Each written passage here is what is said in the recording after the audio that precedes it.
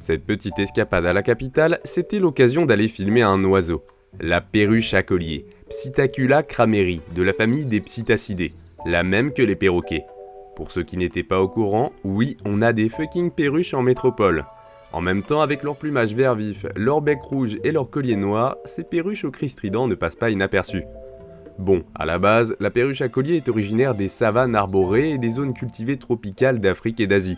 Mais elle a été introduite en Europe et en Amérique. En 1974, une cinquantaine de perruches s'échappent d'un chargement à l'aéroport d'Orly, puis d'autres individus se sont probablement échappés des zoos et de chez des particuliers. Cet oiseau s'est particulièrement bien adapté aux grandes villes européennes, qui accueillent désormais des populations férales. Forcément, il y fait généralement plus chaud et les perruches peuvent trouver plus facilement de la nourriture. Opportunistes, elles ne sont pas très difficiles, graines, bourgeons ou fruits. La LPO compte aujourd'hui plus de 10 000 perruches dans toute l'île de France. À Paris, on peut l'observer dans un paquet de parcs, ici au Jardin des Plantes ou encore ici au Bois de Vincennes. J'ai aussi eu l'occasion d'en observer pas mal à Marseille, et c'était impressionnant, car hors période de reproduction, quand le soir arrive, elles se rassemblent toutes dans des arbres dortoirs pour y passer la nuit. Et elles ont intérêt à faire attention, car j'ai lu dans la littérature que la chouette hulotte pouvait prédater des perruches à collier. Il existe un dimorphisme sexuel.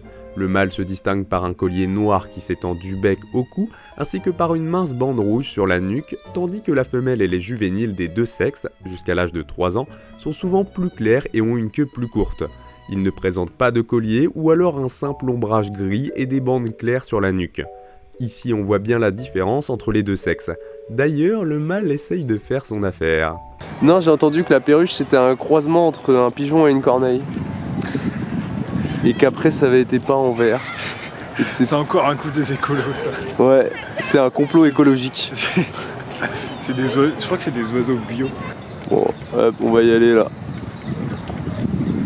Ouais. Il est plus longtemps en tout cas. C'est méga violent.